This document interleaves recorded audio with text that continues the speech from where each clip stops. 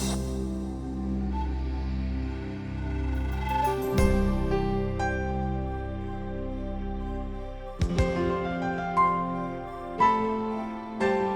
my name is Gary Brune and I'd like to welcome you to this presentation of the Minelab Explorer. Now, Minelab was established in 1985 and have corporate offices in the USA, Europe and Australia. Now, in this presentation we're going to give you an overview of the technology. Assembly, the basic control panel, smart find and digital display, air testing and finally the advanced settings.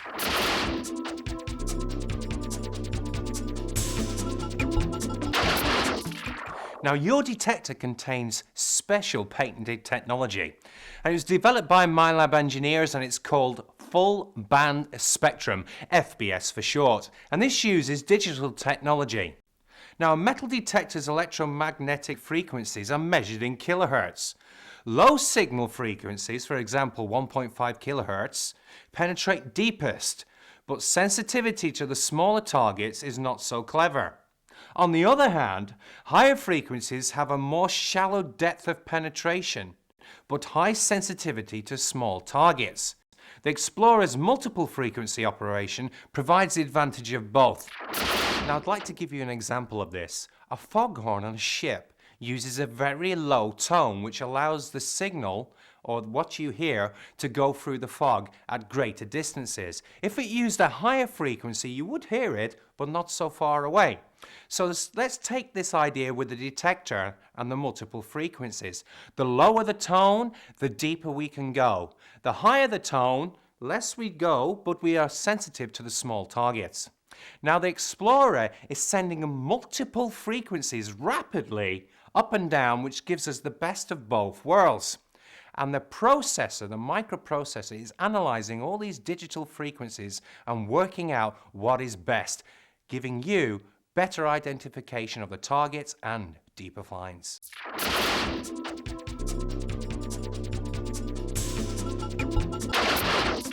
When you first get your Explorer, find your manual and check it against the contents of your box to make sure all parts are present. If anything's missing, contact your dealer at once. The first step is to assemble the search coil and lower shaft. Slide the lower shaft yoke into the yoke bracket on the coil. Take the plastic yoke bolt and insert it. Take the plastic yoke nut and tighten, being very careful not to over-tighten. Take your upper stem and release the camlock lever. Take the coil cable from the lower shaft and feed it and the lower shaft through the upper shaft. Take the handle assembly, which consists of the control box, handle, and armrest, and unlock the cam lever behind the control box. Take the cable connector from the shaft assembly and line it up with the matching connector on the back of the control box. Make sure the connector is pushed all the way in and tighten down the threaded locking ring. Slide the lower shaft and coil down a few inches to prevent the cable from bunching up inside the shaft. Slide the upper shaft into the handle assembly cam lock until it stops. Lock the cam lock. Loosen the screw in the center of the armrest and slide the armrest forward or back until it feels comfortable when your hand is gripping the handle. Gently remove your arm and tighten the armrest screw. Snap the strap into the opening on both sides of the armrest and slide your arm through. Adjust the fit by loosening or tightening the strap. Adjust the lower shaft based on your personal preference and lock the lower cam lock.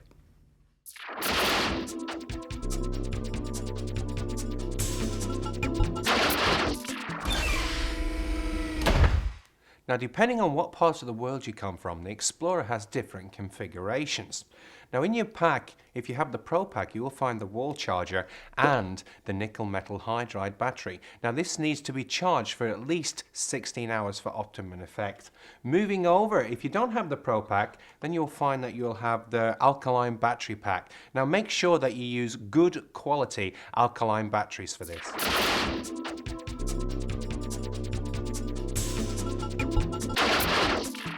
Now the shift buttons here on the left hand side, they control the sensitivity of the machine. So we use the top or bottom buttons to increase or decrease the sensitivity of the machine, while the middle button we use to take the machine out of auto or put it into manual.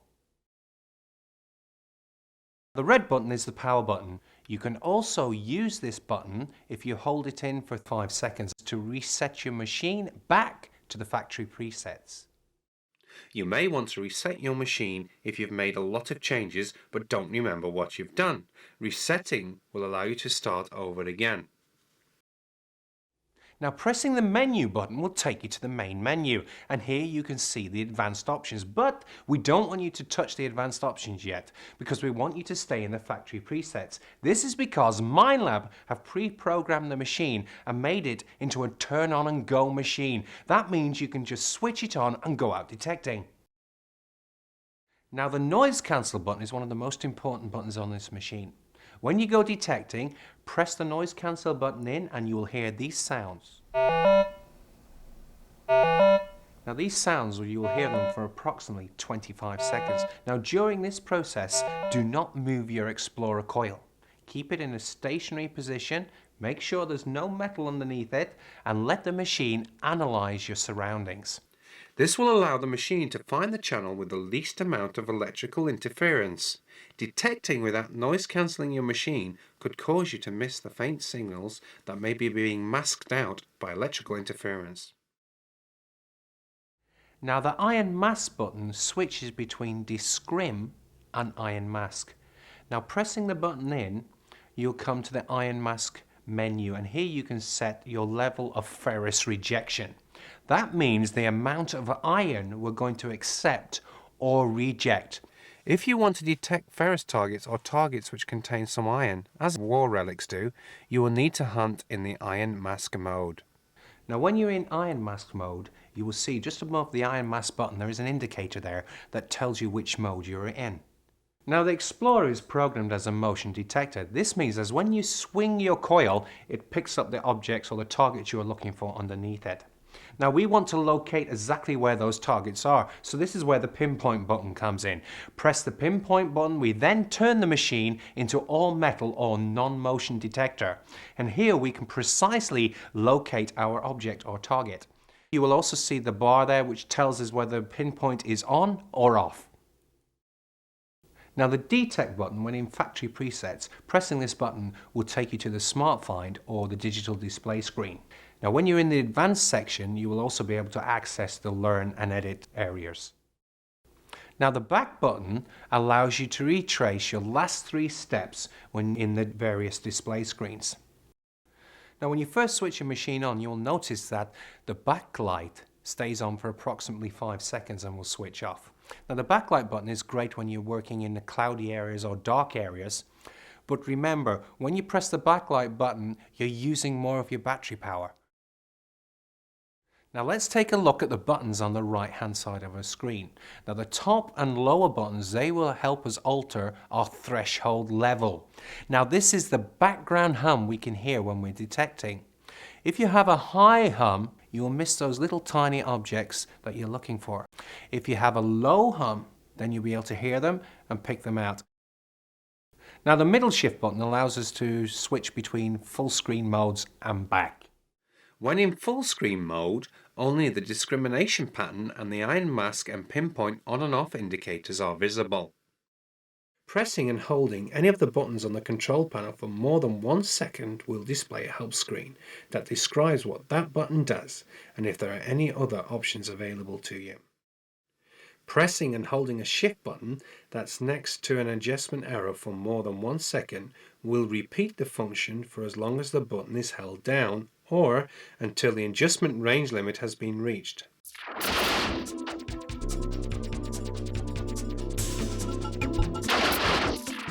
Now let's take a look at the Quick Start display screens. When in the factory preset mode, the Explorer will start up with the Quick Start Smart screen displayed. These adjustment arrows correspond to the left top and bottom shift buttons. Pressing the shift buttons next to these arrows will increase or decrease the sensitivity of your Explorer. The sensitivity bar numbers indicate how responsive the detector is to a target. The numbers range from 1 to 32. A setting of 32 is the highest sensitivity level and a setting of 1 is the lowest. Now the factory preset is set to 16 and the sensitivity is in auto mode. This means that the detector is automatically adjusting the sensitivity based on the ground conditions it senses at the time. When the detector is in auto mode, a rotating box will appear around the sensitivity level indicator. When the detector is in manual, this box will disappear. Auto mode is suitable for most ground conditions, but if you hunt on very clean or very trashy ground, you may want to switch to manual and either increase or decrease the sensitivity level. The clear portion of the depth indicator represents the approximate distance from the coil to the target. Now the top of the indicator represents the position of the coil, and the bottom of the indicator represents 300 millimeters or approximately 12 inches below the coil. This bar will be clear if the target is further than 12 inches from the coil or if for some reason the depth of the target cannot be accurately gauged. The shaded and unshaded areas of the screen are SmartFind's preset discrimination settings. Now the Explorer will rate objects according to the level of conductivity like most detectors do. But Minelab's patented SmartFind technology gives you much more information. The Explorer also registers the amount of ferrous or iron content of an object, and all this information is displayed on a two-dimensional scale in the discrimination window of the display. Conductivity is measured on the vertical scale. Targets with more conductivity will register higher on the screen. Ferrous content is measured on the horizontal scale, and targets with more ferrous content will register further towards the left side of the screen.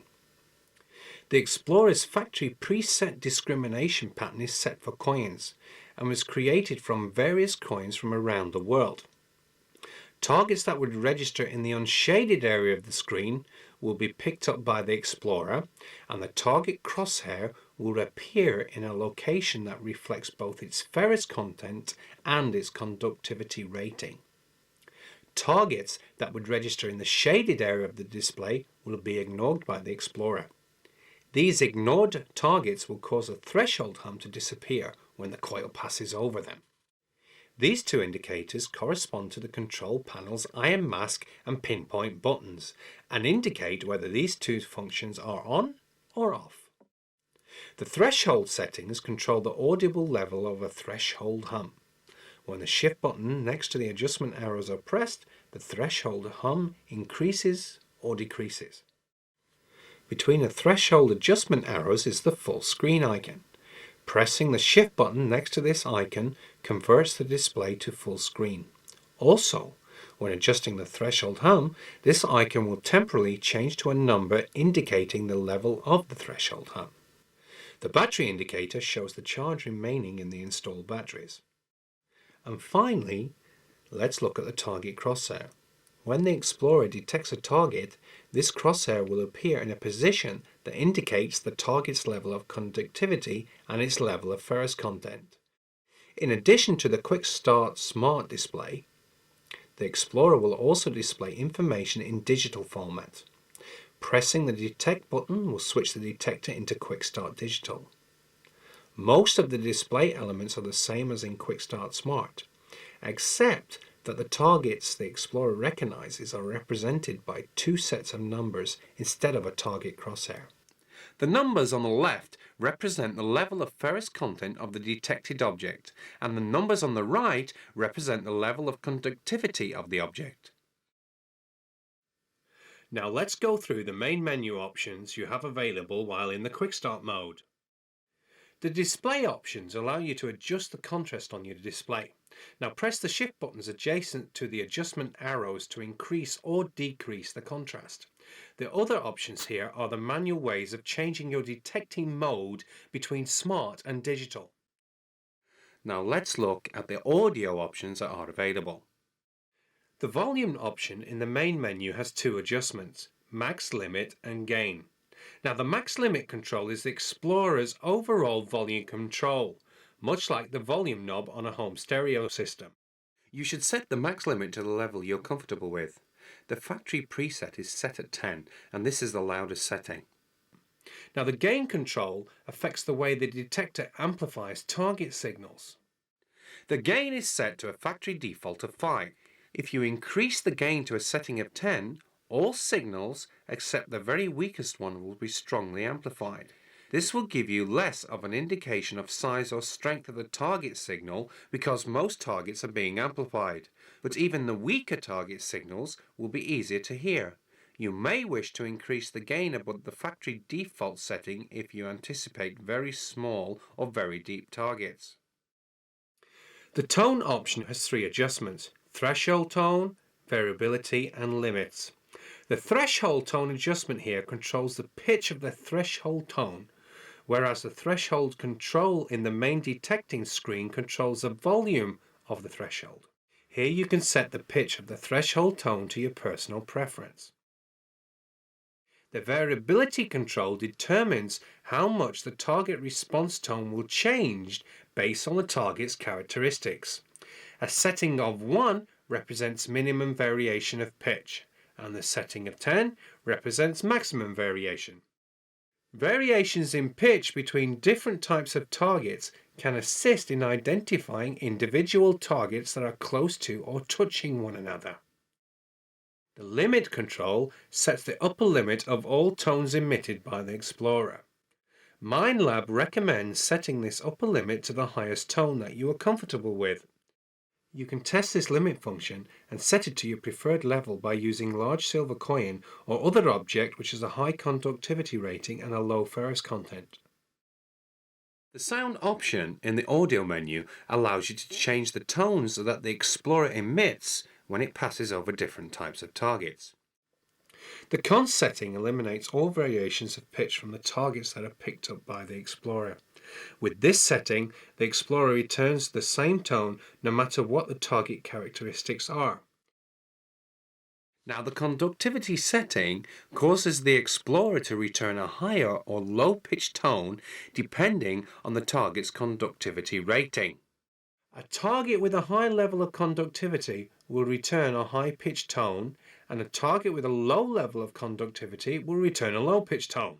The conductivity setting is very useful if you want to detect a certain type of target and know whether it has a high or low level of conductivity. You can ignore the targets that do not return a similar tone to the object you prefer to hunt and spend more time hunting for just the targets you want. The ferrous setting causes the Explorer to return a high or low pitch tone based on the target level of iron content. Now, a target with a low level of iron will return a high pitched tone. A target with a high level of iron content will give a low tone. Now, the select option takes you to the select target list. Use the shift button next to these adjustment arrows to navigate through the list of the pressed targets. The first option is clear. Pressing the shift button next to this option will completely clear the discrimination screen. Pressing the right-hand shift button once next to a particular target will accept the target in the discrimination pattern. Press the shift button twice next to the target to reject it. You will see the discrimination pattern display changes as you accept and reject targets. Now, we've covered the control panel, we've covered the display. Let's take our detector outside and I can show you how to pinpoint and how to swing your coil correctly.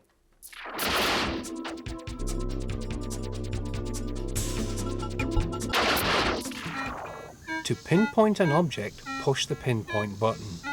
You'll notice that the threshold hum will disappear.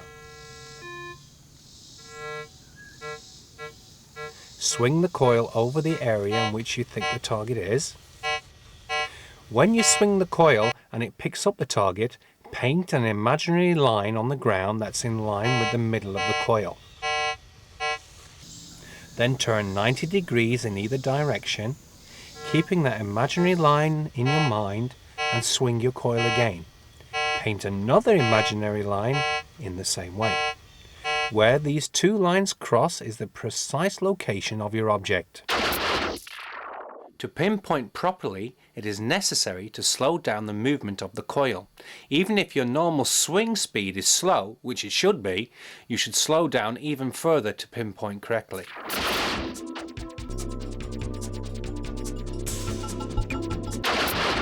Now let's take a look at coil technique. This is one of the most important parts for you to learn, for you to find those targets. Now what is very important is that we keep the detector very close to the ground. So when we move it, or we call it swing it, when we swing it, there's not much difference at all between the coil and the ground. Because then the coil has its maximum depth penetration. There's no distance between it. Now I've chose sand here to show you how I overlap my coil. So we go over across and we don't miss any parts. We just keep overlapping our area there. So plenty of practice on this coil technique. Notice I'm not doing it fast, I'm doing it slow. I've already pre-checked there's no metal in the ground here as well. So that's why you're not hearing any beeps. You see that? That is a secret to good detecting.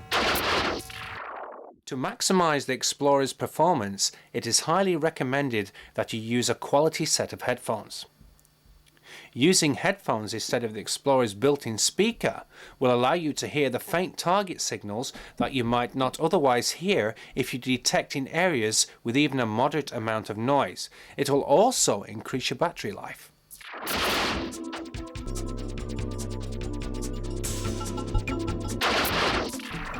Now in this part of the presentation on air testing, I've pre-prepared something which is a good idea for you to make at home.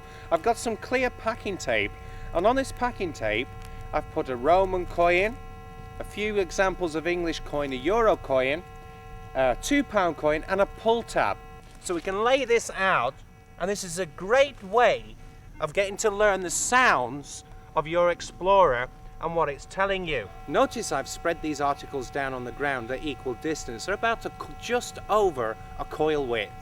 Now what we're going to do is we're going to pass our coil over each one of these objects and listen to the different tones that they are telling us. Now this is really a key point that you must notice in this presentation. You must learn the different sounds that your detector is telling you. And another thing you could do is go to a local jeweler or a fellow detectorist and borrow some targets of the country which you are in, jewelry, coins of different denominations, so you get used to the sounds that the machine is telling you. Now let's pass the coil over the targets. A pull tab, a £2 coin,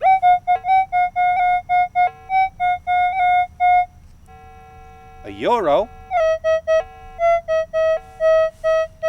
50 cents, English 2p piece,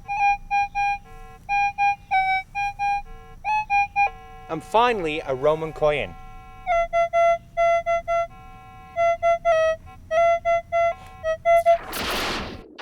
Another good way to become familiar with Explorer's capabilities, as well as learn what specific targets sound like when in the ground, is to build a test garden. Decide what targets you want to use, coins, relics, or a mixture of both, and mark out a large area enough to hold them all with plenty of space between them. You should space the targets at least 18 inches apart to avoid picking up more than one target as you swing your coil. Bury the targets at various depths and mark the locations with golf tees or any other non-metallic marker. Draw a map of the garden showing the type of target and depth at each marker. Also, note the date when you plant your garden. You will find that some targets will read differently when freshly buried than they will when in the ground for a long period of time.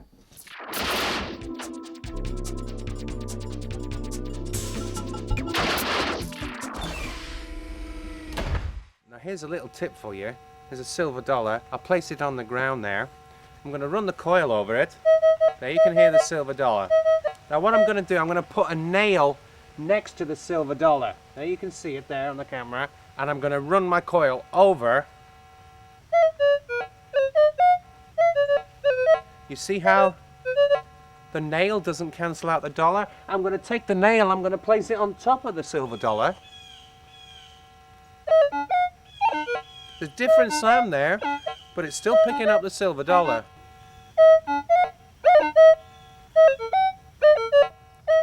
So that was the nail on top of the silver dollar, and we still saw the silver dollar. Now what I'm going to do now is I'm going to take the silver dollar away and see what happens to the nail. And the silver dollar's gone. The nail has discriminated out. You see that? Fantastic. Now that's what I call tomorrow's technology for today's treasure hunter. Now you've had a chance to get familiar with the basic characteristics of your Minelab Explorer. Now in this section we're going to go into the advanced mode. And we're going to cover the advanced mode displays and advanced options menu, the advanced learn mode and the advanced edit mode. Now before I go any further with this advanced section, I'd just like to make sure that you've used at least 2 full charges of your batteries in the quick start mode. If you haven't done that, then please go back outside, learn your detector, learn the capabilities in the quick start mode, and then come back to this presentation of the advanced settings.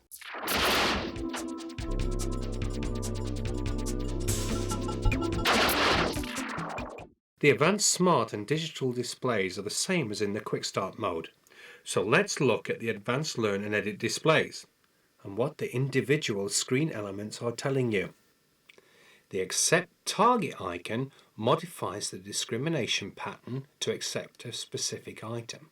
Use this function when you want to teach the Explorer to find only the targets that you select.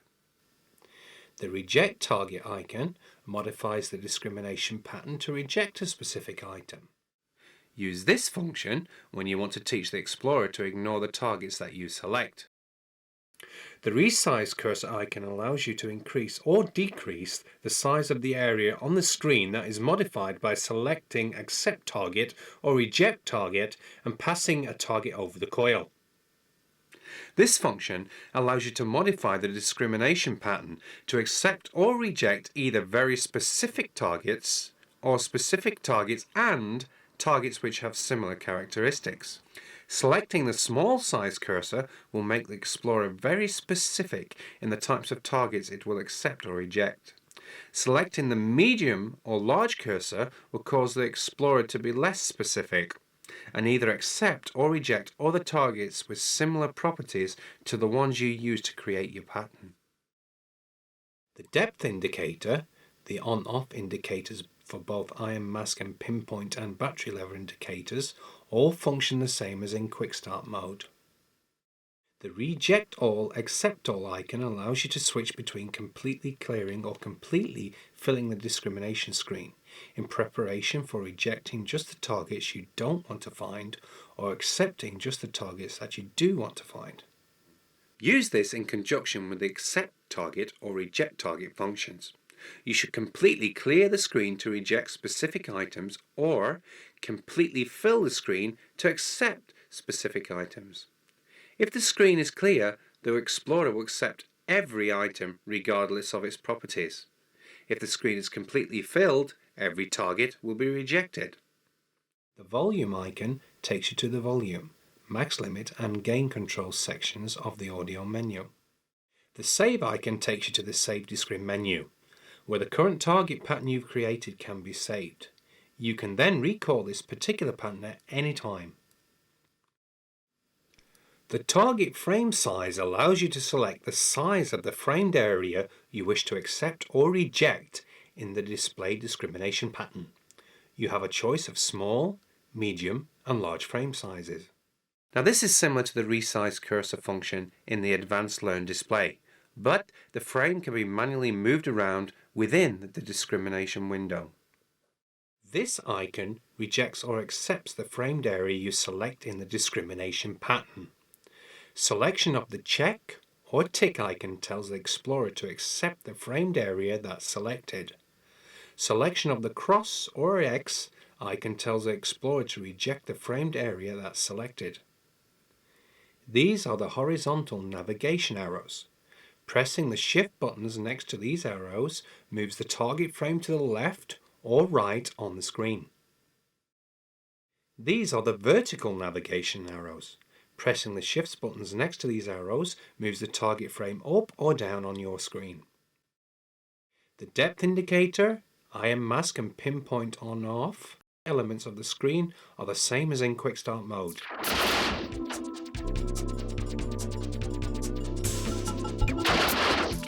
Selecting options in the main menu allows you to switch between quick and advanced settings. The factory default setting is quick.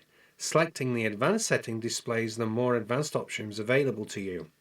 Before we cover those, let's look at the options that are now available directly from the main menu.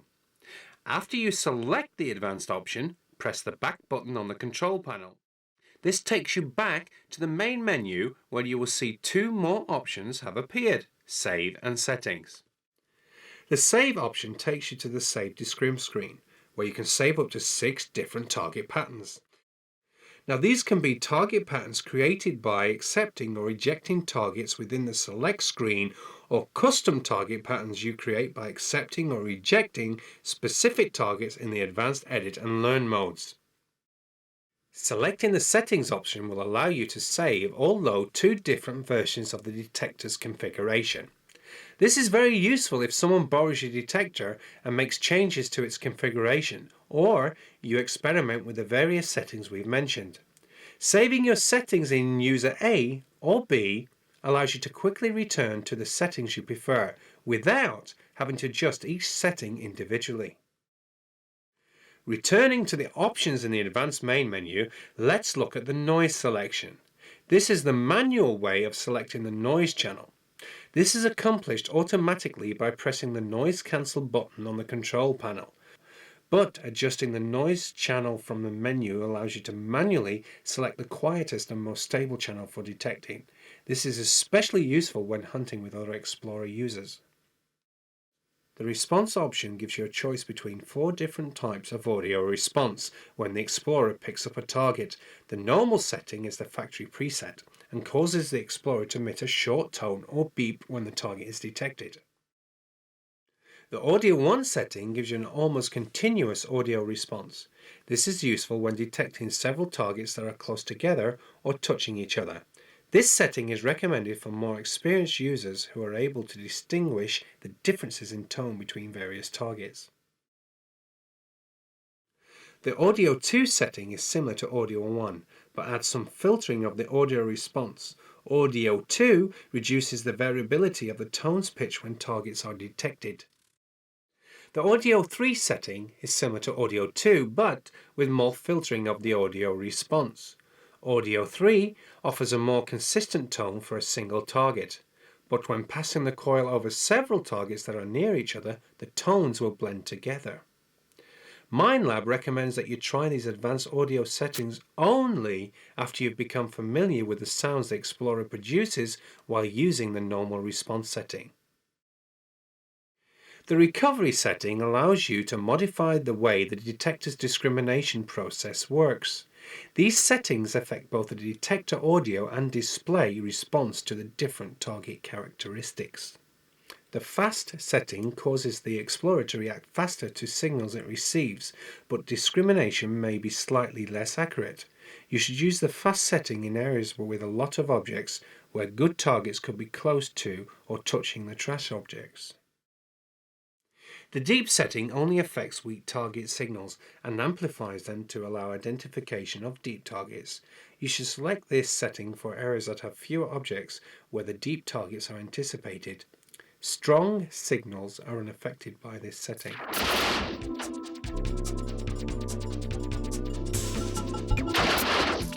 We're now going to show you how to get the Minelab Explorer to recognize certain targets and how to save them for later use. Now, you may have found a particular type of target that you like and don't want to keep finding the trash and other types of junk that are in the area you are searching in. This helps you to use your valuable detecting time more efficiently. Now, the Minelab engineers have spent a lot of time and built into the Explorer the ability for you to accept or reject precisely the targets that you require. Now, the new target patterns are treated the same way as the select target function in the quick start mode, which we covered previously, and can be stored and retrieved for use later. First, noise cancel your machine and make sure you're away from any form of electrical interference, power lines, satellite dishes and fluorescent lighting. For the Explorer needs to recognize the properties of your object without any electrical interference or anything that will hinder it reading the object you're passing in front of the coil. Now I've switched the detector on, but I'm going to take off my watch and my wedding ring here because I don't want the Explorer picking these items up. So we take them off here like so, place them down out the way in the machine. Now also I'm going to flatten the head of the coil down there so it keeps the coil stable. Now let's see, here are a selection of targets. Here I have 50 cents, a €2 and a £2 coin, which I'm going to learn, and we're going to accept those. Now first of all, let's see what we do. Put the backlight on so the cameraman can see more on the screen there. Now I press here menu, and then I choose options because I'm still in factory presets. Choose advanced. Now I'm in the advanced mode. Then I press detect, which then takes me back to the advanced smart. Press detect again, come through to the digital screen, press detect once more. Now I'm in the advanced learn. Now I want to blank out my screen, so I choose that button there. Notice my screen has gone all black. I'm now going to change my cursor size down to the medium. There's a small, to the medium. Then I'm going to press my icon here to accept all. There you can see it flashing. And I'm going to take the £2 coin and I'm going to pass it across the coil at the same sweep speed I use. So there we go. Now you can see one, it has recognized it. There we go. Now it's picked it up. Do it one more time. Back again. And we'll also put the coin on edge as well. Now you can see that it's learned that particular item. Moving on, I'll have another coin here. We'll take a €2 for those who are from Europe, and we'll use that one. And we'll do the same again. We'll pass that across the coil, same sweep speed. One more time. There, it recognizes it. One more time again. And we'll also do it on edge as well. There we go, on edge as well. You see the screen there? Fine. So there we've accepted the coin now. And we've got one more coin. We'll do a USA 50 cents piece, which will also pass across the coil. Remember, very important, the same sweep speed as you use outside. There we go, it's looking for it. There you can see it's found it. Top right hand corner. One more time. Then we'll also pass it across on edge.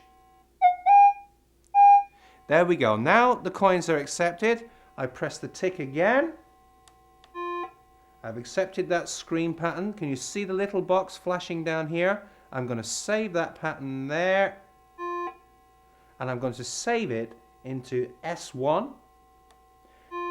Now I can recall that pattern anytime I want. Now I go back to my detecting mode, press detect, advanced edit out, keep going through. They are advanced smart. And now we've created our learn pattern. Let's just check it. Here's a pull tab. We'll run it across the top there. Great, no sound. You notice the hum disappeared, the threshold back hum. There's an English 5p piece. We'll run that over. And also an American dime. So there you can see now the advantages of learning targets that you would like to find. In addition to the standard 10.5-inch coil, which is suitable for all detecting situations, Minelab also offers an 8.5-inch coil. The smaller coil is ideal for the areas that are littered with trash or a lot of targets. The 8.5-inch coil can help distinguish individual targets and junk in heavily littered areas.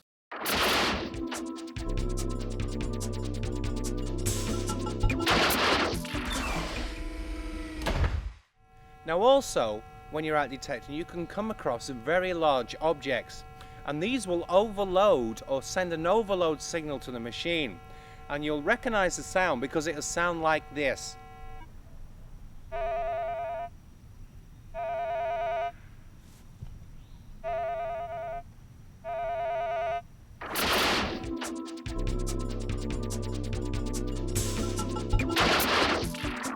Now in this section I'm going to show you how to adjust the preset foil pattern that is built into the select area and show you how to just reject this piece of silver paper which just comes outside of the reject pattern that is pre-programmed in the Explorer. Because some parts of the world where you detect, not all silver foil comes in the same areas. So this is what we'll do. Now we're in the main menu. I'm going to press the select button because I want to find the foil preset.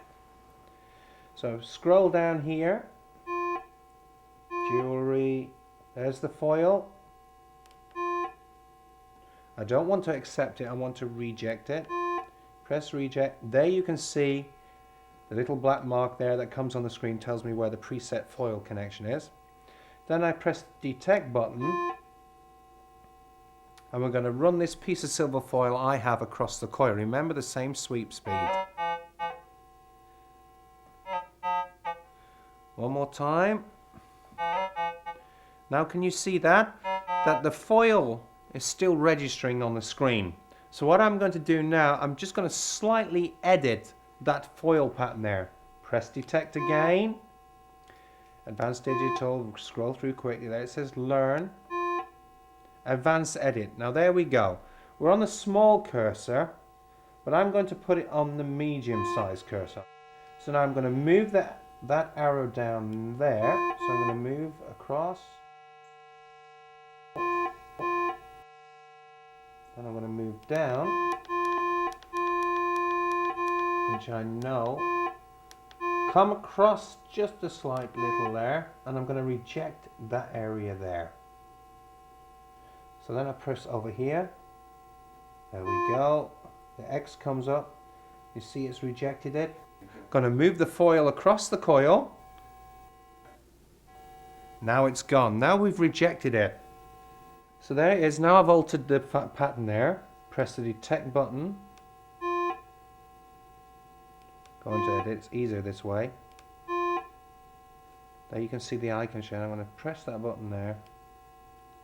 I'm going to save that pattern into S3. There, the pattern is now saved into S3, which I can then recall at a future time. So now I've created that edit pattern on the foil there. So let's just try and we'll run this piece of silver foil. There we go. One more time. Remember the same sweep speed as you sweep with the detector. Gone.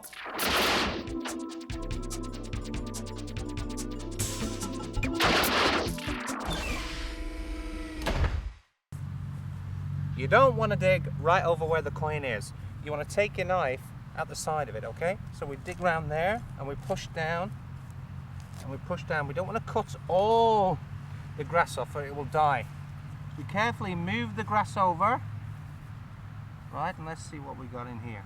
Okay, take your soil. Remember it's on the bag now. It's not around here ever. Take the soil, take your bag, pour it back in, get it all in there.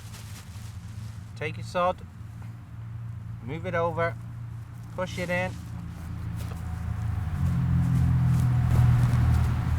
Can't tell I've been there. Now Minelab hopes you've enjoyed this presentation. And don't forget that you can also pick up more tips and ideas from more experienced users, or you can join a local detecting club. If you have any questions or comments, feel free to contact your local dealer or contact Minelab directly at one of their corporate offices. For additional information, you can also log on to some of the forums that are on the net. Now this concludes the presentation of the Minelab Explorer Mark II. Remember, Minelab technology working for you.